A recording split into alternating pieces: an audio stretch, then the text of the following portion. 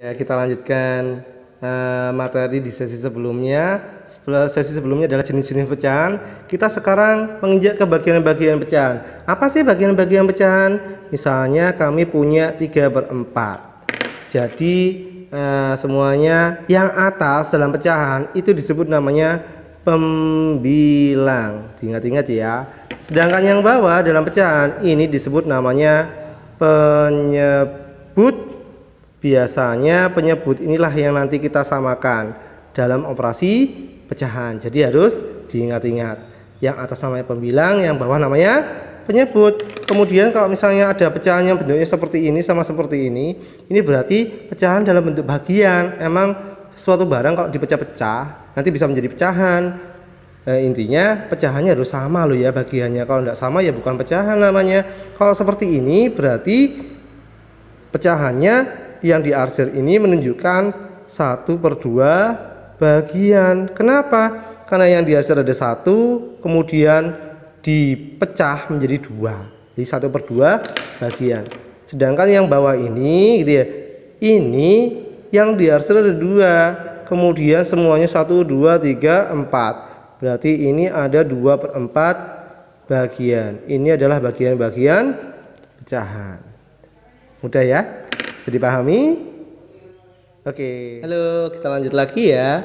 Materi yang berikutnya yaitu mengenai menyederhanakan bentuk dari pecahan. Kalau menyederhanakan itu berarti berhubungan dengan pembagian. Jadi nanti pecahannya kita perkecil dengan cara diapakan? Yaitu kita bagi. Kalau misalnya kita memiliki 6/8 seperti ini, kalau misalnya kita perkecil atau disederhanakan, berarti tinggal kita bagi aja. Ini misalnya kita bagi 2. Kalau membagi antara atas dan bawah ini harus sama. Kalau misalnya tidak sama, tidak boleh ya. Harus adil prinsip pembagian itu. Jadi prinsip pembagian membaginya harus secara adil. Jadi seperti ini berarti 6 dibagi 2 berapa? 3. 8 bagi 2 4. Jadi bentuk pecahan yang paling sederhana dari 6/8 adalah 3/4. Nyambung ya. Kemudian kalau kita mencari pecahan senilai sekarang, kalau mencari pecahan senilai ini bisa kita kalikan atau bisa kita bagi. Misalnya yang atas ini ya, kita bagi lagi. Ya, kita bagi seperti yang atas, seperti menyederhanakan bentuk pecahan. Boleh enggak? Boleh. Kita bagi ya. Ini bisa dibagi 2, sama-sama kita bagi 2. Ya udah, kita bagi aja. 4 dibagi 2, 2 ya. 6 dibagi 2, 3.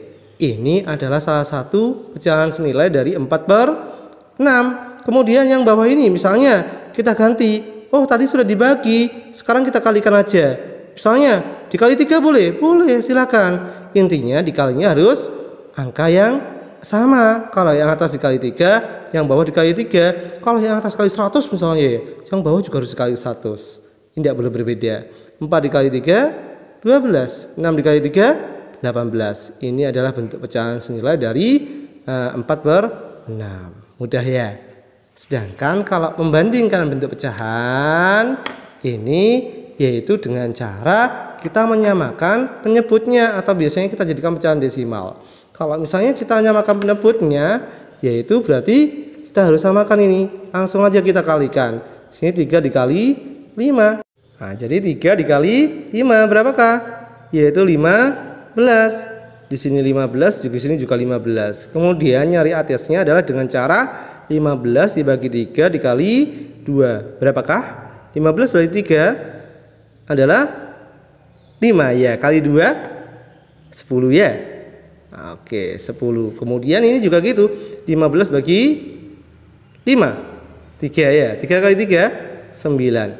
Berarti antara 10 dan 9 lebih besar yang mana? 10. Berarti jawabannya adalah lebih besar. 2/3 lebih besar daripada 3/5. Yang kita lihat adalah bagian pembilangnya yang atas ini. Teman-teman. Ngerti? Atau bisa dengan cara yang lebih cepat, yaitu menggunakan namanya Mr. X. Seperti apakah Mr. X? Yaitu kita bentuk X dulu di sini, kasih tanda panah ke atas di sini. Terus ya apa, Mas? Nih 3 kali 3 berapakah? 9. 5 kali 2 10. Lebih besar mana? 10 sama 9? 10 ya. Berarti lebih besar. Seperti itukah cara menentukan, membandingkan bentuk pecahan. Ngerti? Mudah sekali ya. Oke.